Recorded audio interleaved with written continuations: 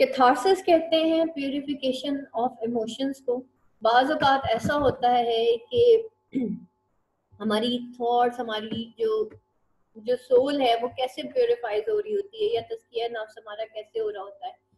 बाज़ औक़ात हम कोई ट्रेजेडी देखते हैं और उसके बाद जो है हम एक, जब एंड हो रहा होता है या वो ट्रेजेडी हो रही होती है, तो एट दैट टाइम हम एक फियर एंड पिटी की कैफियत से गुजरते हैं जब वो क्लाइमेक्स जो है वो स्टार्ट होता है।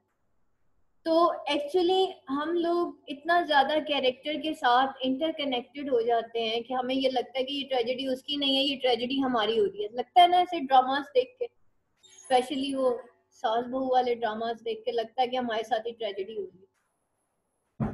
तो उसमें एक जो ऑडियंस होती है, कैथारसिस कभी भी कैरेक्टर का नहीं होता, ये चीज याद रखिएगा। कैथारसिस ऑडियंस का होता है। जो स्पेक्टेटर्स होते हैं, जो उस वक्त ड्रामा को देख रहे होते हैं, कैथारसिस उनका होता है। तो ट्रेजेडी में जब हम कोई डाउनफॉल देखते हैं तो आप देखें कि हम एक, जो स्पेक्टेटर होता है वो एक पिटी एंड फियर की कैफियत से गुजरता है। जब वो वहां से निकलता है तो उसके बाद उसका कैथारसिस होता है। उसको फिर एंड में मीनिंग ऑफ लाइफ जो है वो समझ आता है। नॉर्मली आप देखें कि एंड में ट्रेजेडी के अक्सर हमारे आंसू गिर रहे होते हैं, हालांकि वो ट्रेजेडी हमारे साथ नहीं हुई होती, वो किसी और के साथ हुई होती है या वो कैरेक्टर के साथ हुई होती है, ड्रामा का जो भी हीरो होता है। लेकिन क्योंकि हम एक पिटी एंड फियर की कंडीशन से गुजरते हैं, पिटी किसके ऊपर? उस हीरो के ऊपर कि उसके साथ बहुत बुरा हुआ। फियर क्या, अब क्या होगा, अब क्या होगा, अब कैसे होगा। एंड फाइनली हम जब उसका ट्रेजिक एंड देखते हैं तो हमारा फिर एट दैट टाइम कैथारसिस होता है।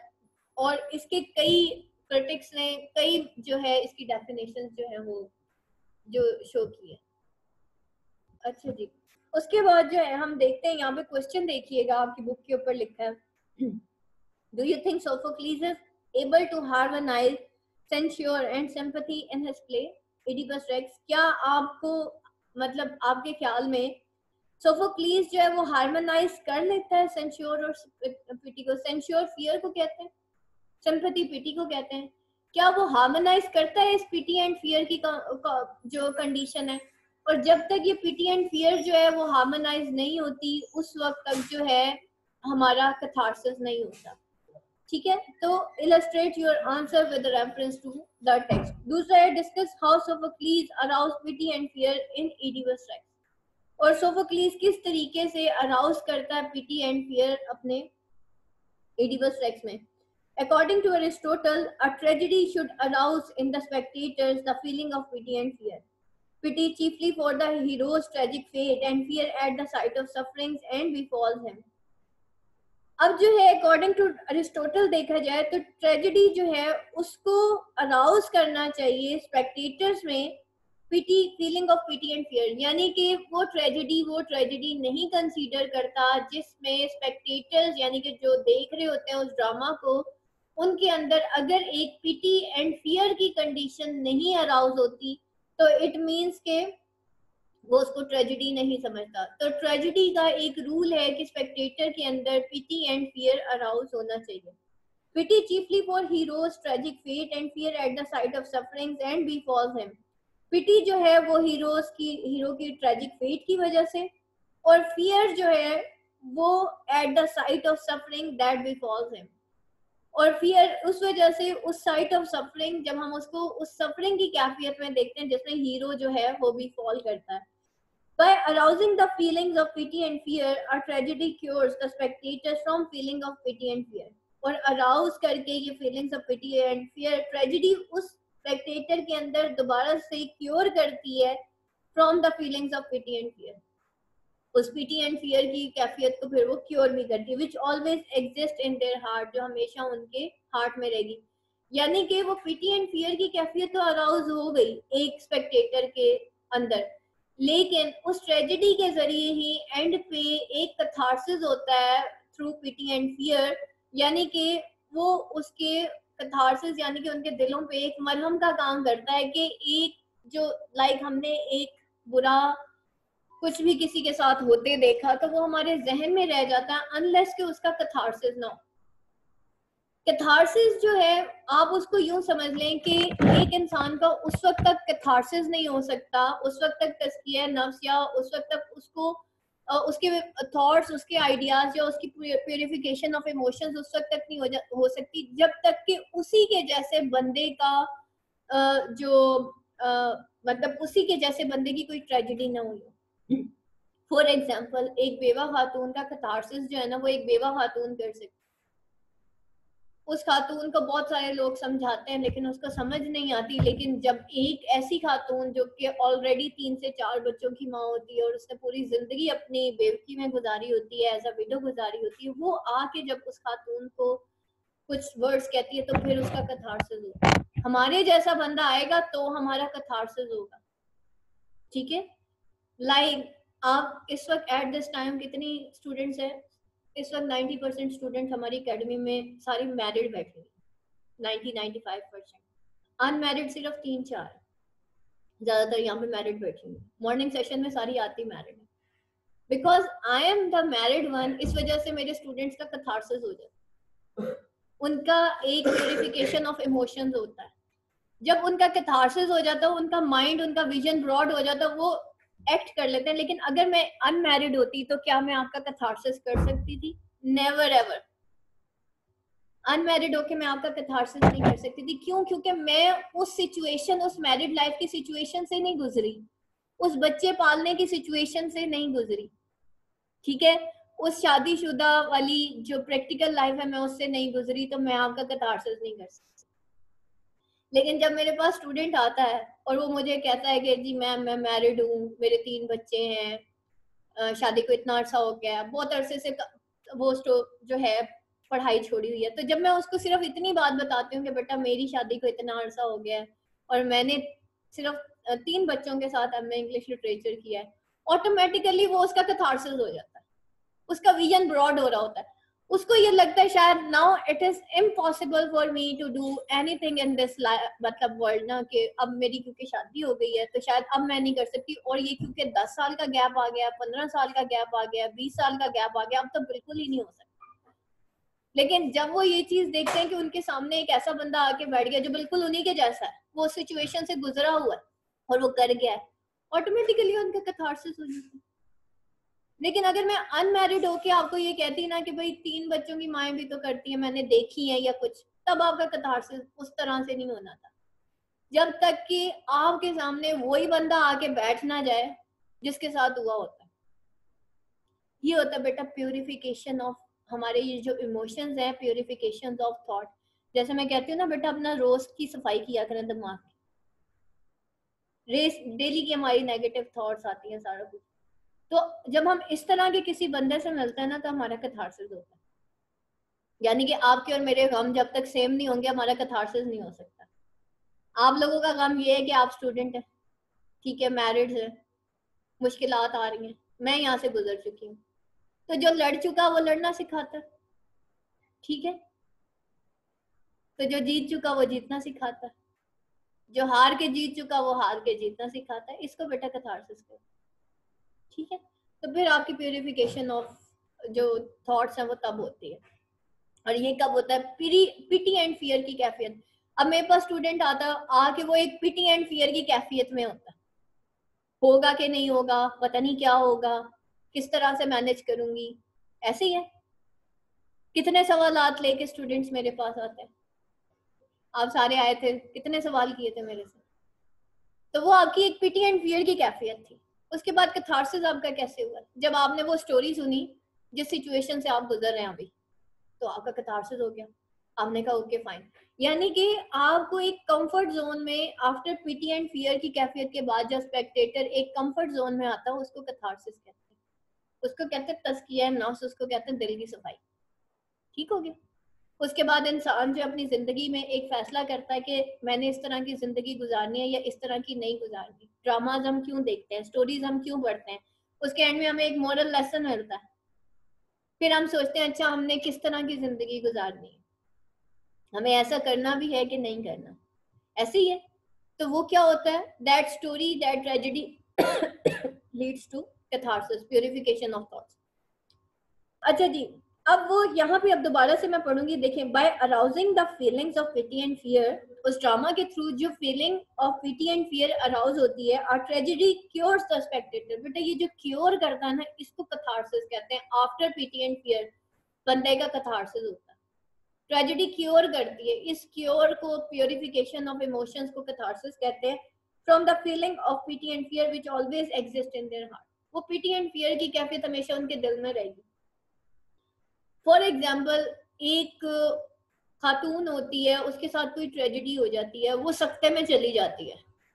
डॉक्टर्स क्या कहते हैं, इनके सामने कोई ऐसा वाकया पेश करें, कुछ ऐसा सुनाएं कि इनका कथारसिस हो जाए। जैसे ही उनको कोई ऐसा वाकया सुनाते हैं, वो खातून रोना शुरू कर देती है, और जैसे ही वो रोती है, उसकी आंखों से आंसू निकलते हैं, उसका कथारसिस हो जाता है। ठीक है, ये साइकोलॉजिस्ट, साइकेट्रिस्ट जितने भी हैं, वो क्या करते हैं, वो कथारसिस ही तो करते हैं बंदे का। उसके बाद वो बंदा इस काबिल हो जाता है कि वो जीने के काबिल हो जाता है, मरता बंदा ठीक हो जाता है अगर उसका कथारसिस कर दिया जाए, प्यूरिफिकेशन ऑफ इमोशंस कर दिया जाए, इसको कथारसिस कहते हैं। ठीक है, तो ये एक साइकोलॉजिकल ट्रीटमेंट है एक बंदे का, जो कि एट दैट टाइम किसी शॉक्ड पोजीशन में है, और वो एक डावाडोल सी पोजीशन में है कि करूं कि क्या करूं। ठीक है, और उसका कथारसिस नहीं हो पा रहा। बाज़ औक़ात हम ऐसी स्टेट में एंट्रैप होके रह जाते हैं पिटी एंड फियर की, और अगर ये पिटी एंड फियर की कैफियत लंबी हो जाए तो इंसान जो है वो साइकोलॉजिकल बीमारियों का शिकार हो जाता है। बहुत सारे लोगों को ओवर थिंकिंग की आदत पड़ जाती है। बहुत सारे लोग उस पास्ट के अंदर ही रह जाते हैं, जो उनके साथ हुआ होता है सारी उम्र उनके दिमाग से नहीं निकल पाता, क्योंकि उनका कथारसिस नहीं हुआ। अगर एट दैट टाइम उनका कथारसिस हो जाता, तो वो जो साइकेट्रिस्ट के पास जाते हैं लोग, वो क्या करते हैं, वो उनको वापस लेके जाते हैं उनके पास्ट में, कैसा क्या हुआ था इस बंदे के पास्ट में कि ये अभी भी वही है। फिर उसको रिपीट किया जाता है, वहां से फिर उसकी लाइफ दोबारा से चलाई जाती है, फिर वो उस बंदे का कथारसिस होता है, फिर वो नॉर्मल होता है। लेकिन आजकल के जो साइकेट्रिस्ट हैं, वो क्या करते हैं, नींद की गोलियों पे लगा देते हैं, क्योंकि उनको पता है एक दफा नींद की गोली मिल गई इस पेशेंट को, उसका तो कस्टमर रोज का पक्का है। ठीक है, वो उसका कथारसिस करते ही नहीं है। बहुत कम साइकेट्रिस्ट हैं जो सही कथारसिस करते हैं, तो बेहतर है कि खानदान में एक बंदा जो है ना, उसको कथारसिस का तरीका सिखा दे। उसके बाद है, according to Aristotle, pity and fear are not only emotions. According to Aristotle, pity और फियर जो है वो सिर्फ इमोशंस नहीं है, which find a healthy relief through tragedy rather than spectators also experience such feelings as delight, contempt, admiration, and indignation while witnessing a tragedy. और according to Aristotle, pity and fear जो है वो सिर्फ emotions नहीं होते, हम एक healthy relief find करते हैं through a tragedy, rather the spectators also experience such feelings. हम एक हेल्दी रिलीफ उस ट्रेजेडी के थ्रू, वो भाई ट्रेजेडी हो गई, उसके बाद क्या होता है, हमें एक हेल्दी रिलीफ मिलता है थ्रू, रादर द स्पेक्टेटर वही एक्सपीरियंस करते हैं उन फीलिंग्स को, जैसे delight, contempt, admiration and indignation, जो कैरेक्टर फील कर रहा होता है while witnessing a tragedy. However, these emotions are less important, whereas pity and fear are dominant emotions that are aroused and clarified. Oedipus Rex is a very tragedy, very significant play for the discussion of the emotional impact of a tragedy. First, we take pity. There are many things in Oedipus Rex which evoke a sense of strong pity. The very first impression that is produced is that of pity. The priest of Zeus gives a vivid description of suffering of people. सबसे पहले हमें उस वक्त pity होती है. There are many things in Oedipus Rex जो कि sense of strong pity जो है वो develop करती हैं. और पहला impression क्या था, is that is produced in that of pity. जब priest of Zeus जो है वो एक vivid description देता है suffering of poor Thebans का. ठीक है, वो जो शुरू में जो है वो प्रीस्ट ऑफ जियस आता है, और वो कहता है कि भाई हमारी ये जो थीबन्स हैं ये बहुत ज्यादा सफर कर रहे हैं. थीबस इन हर एक्सट्रीमिटी. अब देखिए, थीबस है ना, एक लैंड का नाम है, और जब भी लैंड होगा, अर्थ होगा, उसके लिए हर यूज होता है. इट्स क्यों नहीं लिखा हुआ? ठीक है, जब भी पाकिस्तान होगा तो पाकिस्तान की लैंड है तो हर यूज होगा. ठीक है, तो इस तरह से थीबस इज इन हर एक्सट्रीमिटी. थीबस यानी कि थीबस की जो सिटी है, सिटी ऑफ थीबस जो है वो अपनी एक्सट्रीमिटी में है, वो कॉलमिटी में है, वो जो है बहुत ज्यादा इस वक्त उसके अंदर प्लेग फैल गया and can not lift her head from the surge of death, और वो सर्ज ऑफ डेथ से अपना हेड भी नहीं लिफ्ट अप कर पा रहे, यानी कि उनका जो हेड है वो डेथ में डूबा हुआ है, यानी कि there is death and destruction everywhere. A rust consumes the birds, एक रस्ट, एक जंग लग चुका है जो कि बर्ड्स को यानी कि फसलों को वो जंग जो है वो खा गया है। And the fruit of earth that herds are said, और बर्ड्स, एक रस्ट है जो कंज्यूम कर गया बर्ड्स को और फ्रूट ऑफ अर्थ को, यानी कि तमाम फल और एग्रीकल्चर का लॉस हो गया है। हर्ट्स जो है वो सिक है, चरागाहें, और चिल्ड्रन डाई अनबॉर्न, यानी कि जानवर जो है वो सिक हो चुके हैं और बच्चे जो हैं पैदा होने से पहले ही मर जाते हैं। The picture is further filled in and made grimmer by the chorus in entrance ode in which they say, picture जो है further fill हो जाती है in and grimmer by the chorus in the entrance ode in which they say, the plague burns on, it is pitiless।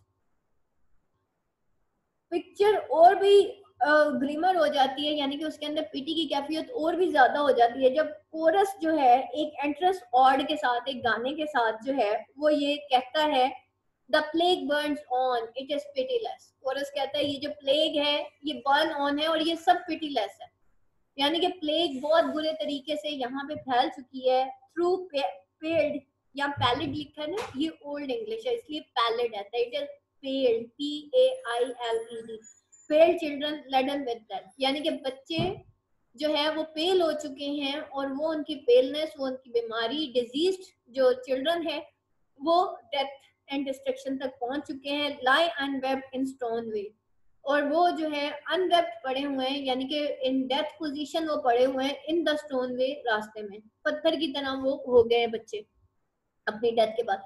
There is of course a sense of great pity for Oedipus, who ultimately finds that he has unconsciously become guilty of the gravest offense against both his parents.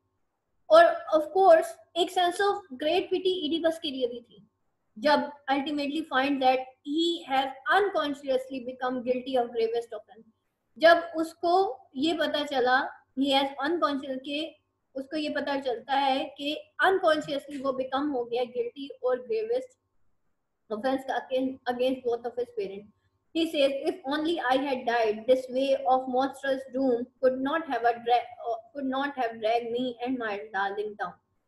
वो कहता only I had died, कि अगर सिर्फ मैं मर जाता, this weight of monster doom could not have dragged me, तो यानी कि वो उसी दिन अगर मर जाता जिस दिन उसको माउंट कैथेरियन पे छोड़ा गया था, तो शायद could not have dragged me, तो मेरी monster doom, शायद ये weight of monster doom जो है मुझे यहाँ पे ना लेके आता, and my darling down, और मेरी darling यानी कि मेरी माँ को मेरे सामने मरते हुए मैं कभी भी ना देखता और मेरे थीबन सिटी को कभी भी मैं खत्म होते ना देखता।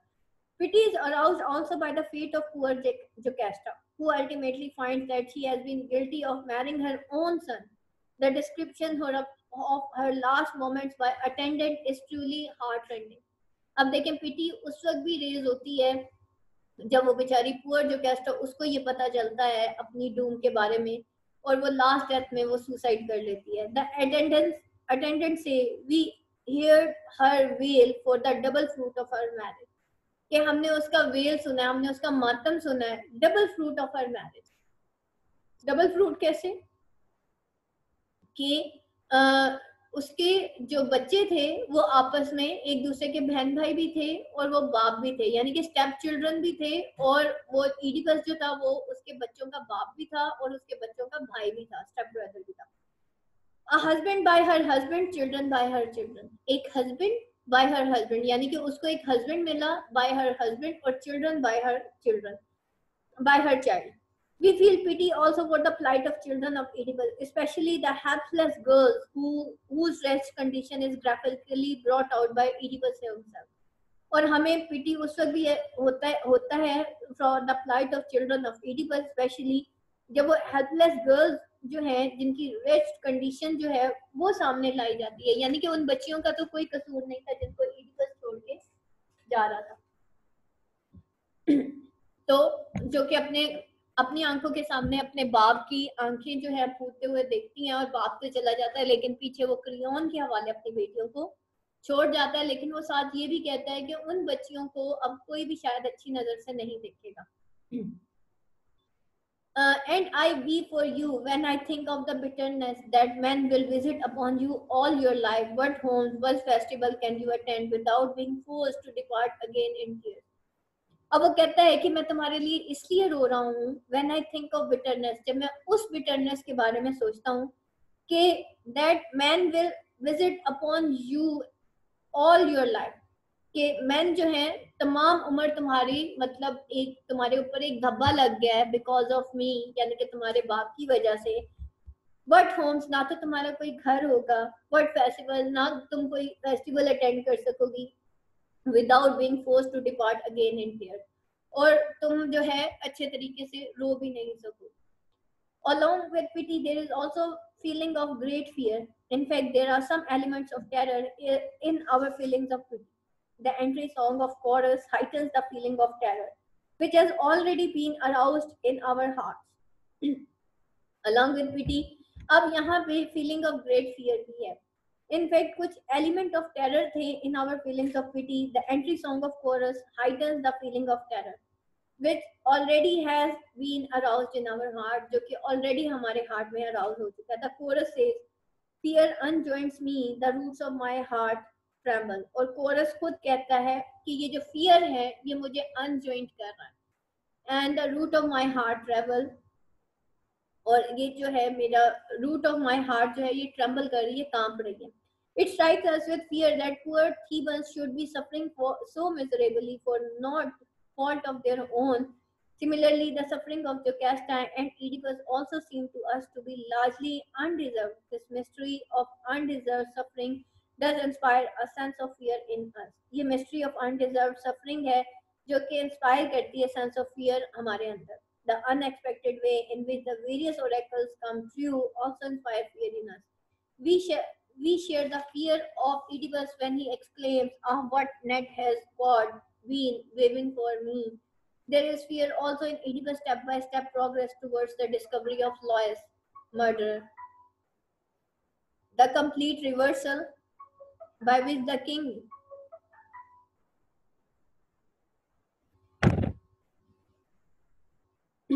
the complete reversal. अच्छा जी, वो कहते हैं यहाँ पे it strikes us with fear that poor Thebans should be suffering so miserably for not fault of their own. ये भी अब यहाँ पे भी fear और pity arouse होता है जब हम ये देखते हैं कि वो जो poor Thebans है वो इतना miserably suffer कर रहे हैं कि जिसमें उस गिल्ट के लिए सफर कर रहे हैं, उस गुनाह के लिए, उस sin की वजह से सफर कर रहे हैं जो कि असल में उनका है ही नहीं. Similarly, the suffering of Jocasta and Oedipus also seem to us to be largely undeserved. इसी तरीके से suffering of Jocasta और Oedipus भी हमारे सामने जो उसकी suffering दिखाई जाती है वो undeserved होती है. This mystery of undeserved suffering does inspire a sense of fear in us. The unexpected way in which the various oracles come true also inspires fear in us. We share the fear of Oedipus when he exclaims, "Ah, what net has God been waving for me?" There is fear also in Oedipus' step-by-step progress towards the discovery of Laius' murderer, the complete reversal by which the king, who was esteemed by everyone, turns into homeless beggar and outcast, whose very sightless pollution is truly productive of terror. We feel terror when Tiresias says, "A blind man who has eyes now, a penniless man who is rich now, and will go tapping the strange earth with his staff." हम उस वक्त भी बहुत ज्यादा terror feel करते हैं जब टेरिसियस कहता है कि ये वो ब्लाइंड मैन है हु हैज आईज नाउ, जिसकी आज आईज हैं, अ पेनीलेस मैन, एक दिन वो पेनीलेस मैन होगा. हु इज रिच नाउ, मतलब एक ब्लाइंड मैन जिसके तुम एक मतलब ये एक ब्लाइंड मैन होगा जिसकी अब आंखें हैं, एक पेनीलेस मैन होगा जो कि आज एक रिच इंसान है, and will go tapping the strange earth with his staff, और वो जो है will go tapping, और वो टैप करता जाएगा यानी कि अपनी स्टाफ के साथ, अपनी छड़ी के साथ on earth, यानी कि वो इंसान जो आज यहाँ का बादशाह है एक दिन यहाँ से अपनी छड़ी के बलबोते पे वो यहाँ से टैप करता हुआ जाएगा. Oedipus has been searching for truth about the identity of Laius' murderer as well as about his true identity. But the knowledge brings nothing but dismay and suffering. He makes an exclamation which arouses great fear in the reader. Oedipus जो है has been searching for truth about identity of lower murderer, लेकिन as well as about his true identity. दोनों चीजें वो search कर रहा होता है, लोएस के मर्डरर के बारे में और अपनी आइडेंटिटी के बारे में. लेकिन वो जो नॉलेज होता है brings nothing but dismay. वो नॉलेज कुछ भी नहीं लेके आता लेकिन सिर्फ dismay और suffering. And he makes an exclamation which arouse great fear in the reader. और जो रीडर होता है, नॉलेज जो है वो कुछ भी नहीं लेके आता बल्कि डिस्मे और सफरिंग लेके आता है, जो कि एक एक्सक्लेमेशन बना देता है, एक सवालिया निशान बना देता है, जो कि अराउज करता है great fear in the reader. Oh light, may I look on you for the last time. I, Oedipus damned in his birth, in his marriage damned in the blood he shed with his own hand. अब जो है ओ light में आई look on you for the last time. Oedipus ये कहता है कि ओ light, क्या मैं आखिरी दफा तुम्हारी तरफ देख सकता हूँ. I Oedipus damned in his birth. वो ईडीपस जो कि डैम्ड है अपनी बर्थ में, इन हिज मैरिज डैम्ड, जिसकी मैरिज भी डैम्ड है, damned in the blood he shed with his own hand, और उस डैम्ड उस ब्लड में जो कि उसने अपने हाथों से किया है. The song of chorus immediately following the discovery arouses the deepest sense of fear in us at Oedipus' terrible fate. Song of Chorus जो immediately follow करता है, discovery arouses the deepest sense of fear in us at Oedipus' terrible. Oedipus की इस terrible fate में एक deepest sense of fear जो है वो arouse करता है. The chorus includes the whole of mankind and says. Chorus जो है वो include करता है whole of mankind और वो ये कहता है, Alas for the seed of man, what measure shall I give these generation. वो कहता है इस सीड ऑफ मैन से, इस सीड ऑफ मैन से, इस सीड ऑफ मैन किसको, वो कैडमस को कह रहा है, अपने जद्दी पुश्ती दादा को, यानी कि जहां से ये नस्ल चली है थीबस की जहां से नस्ल चली है. सीड ऑफ मैन यानी कि कैडमस को वो कह रहा है, अपने फोर फादर को पुकार के कह रहा है कि सीड ऑफ मैन से यानी कि कैडमस से, कैडमस की जो नस्ल चली आ रही है बादशाहत की, उससे मैं क्या दूंगा. But shall I give these generation, in generations को, इन थीबन्स की generations को मैं क्या दे सकता हूँ, इस कैडमस की generation को मैं अब क्या दे सकता हूँ. That breathe on void and are void and exist and do not exist, जो कि void and जो कि breathe करते हैं on the void and are void and exist and do not exist, जो कि breathe करते हैं on the void और जो exist भी करते हैं और नहीं भी exist करते हैं. The fall and suffering of Oedipus thus produce intense feeling of pity and fear, but they do not give rise to lasting permission because the feeling of relief, exhilaration, and pleasure have also been aroused in us. These feelings are partly result of the felicity of the employed language and music and poetry, but mainly the result of the spectacle of human greatness in human misery. In the closing scene, the blind and helpless Oedipus rises truly to heroic heights, displaying an indomitable spirit which has a sustaining, cheering, uplifting and exhilarating effect on us. और अगर हम देखा जाए closing scene के अंदर, वो जो blind और हेल्पलेस ईडिपस होता है, वो that rises truly to heroic heights, वो उस वक्त हीरोइक हाइट्स पे राइज कर जाता है. डिस्प्लेइंग एन इनडोमिटेबल स्पिरिट, वो डिस्प्ले करता है एक इनडोमिटेबल स्पिरिट को, which has a sustaining, cheering, uplifting and exhilarating effect on us, जिसका एक sustaining, cheering यानी कि बादशाह होके वो वहां पे रह भी सकता था, वो आंखें नहीं भी फोड़ सकता था. वो कहता है कि मैं जी यहाँ से चला जाता हूँ कहीं और खुद से, लेकिन उसने जो एंड पे जो एक एक्ट किया था, तो उसने जो एंड में एक एक्ट किया उसका, वो जो है एक एक्सिलरेटिंग इफेक्ट हमारे ऊपर एक अपलिफ्ट करता है, जिसकी वजह से ईडिपस जो है वो हमारी सिंपथीज गेन करता है और हमें उसके साथ एक ताल्लुक जो है वो फील होता है कि भाई ईडिपस के साथ इतना भी बुरा नहीं होना चाहिए था जिसमें उसका कसूर नहीं था. ठीक है.